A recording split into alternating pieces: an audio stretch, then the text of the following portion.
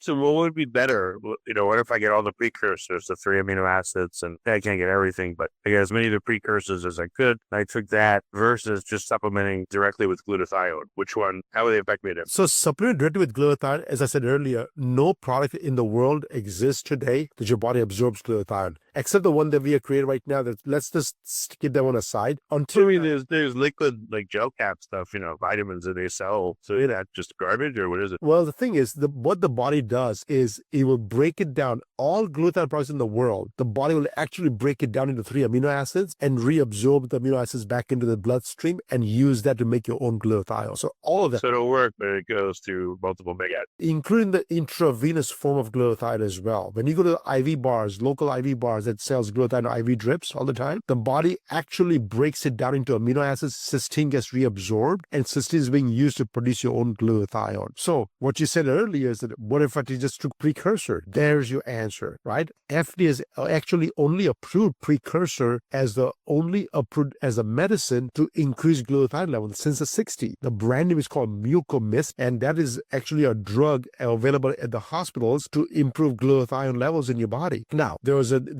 one issue in that one too, and that issue we just found out about 15 years ago, because 15 years ago we started doing gene test for everybody. When we started doing gene testing, what we found out was there's a small subset of people that actually, when they have the gene mutation happens later on in their life, they lose the ability to produce glutathione. And if that happens to you, the hell breaks loose. Within 2 to 3 years, you have no idea what had just happened, and within 2 or 3 years, you develop all kinds of diseases, and the rest as you say, is what becomes now it's the end stage for you. And so that is something that we are just finding out right now. So a lot of people have these gene mutations called GSTM or GGT or GSTM, GGT, GST, and so all these gene mutations, your body cannot conjugate and use a cysteine to make your own glutathione, and that can be easily tested now with a swab in your cheek and find out if you have the gene mutation. Now, please do not, if you have that gene mutation, don't assume that your body cannot produce glutathione, because gene mutation, even if you have it, it has to be expressing those gene mutations. So that way, that's the only time it works against you. Like, for example, if you do a gene testing, and let's say you have a gene for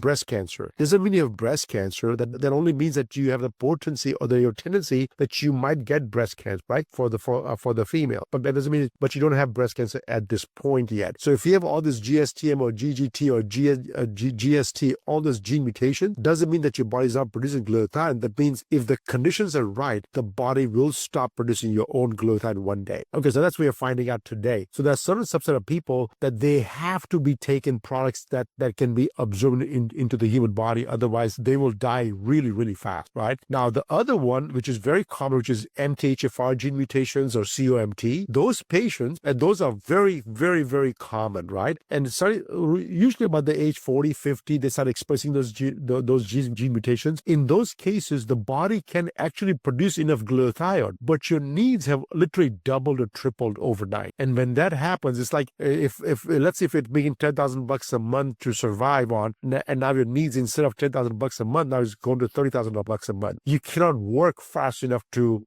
make that kind of money, right? The same thing happened to the body. So a quick question here. How often are gene mutations supposedly the reason when it's actually epigenetic change, methylation, histone deacetylation? When is it change? How often is the problem blamed on gene mutation when perhaps instead it was simply epigenetic effect over time, methylation? Yeah, it is usually always epigenetic times. It is usually always the case. But thing is, we do not know when that's going to happen, right? So let's say you do a testing and you have this gene that there's a tendency that you may have MTHFR, but you're not expressing anything right now. You're fine right now. And over time, mutations may kick in, and then this gene starts expressing itself. And when it expresses itself, that's when you start having issues with methylation and issues with detoxification, right? But we don't know when that's going to happen. I really do not know when that's going to happen. But if it does happen, then the issue with MTHFR is that you just take methylated products and you're fine, right? But even with that, sometimes your needs for glutathione increases so much higher, because if the methylation is not enough to detoxify your body, the glutathione aids the liver to detoxify all those chemicals outside your body as well.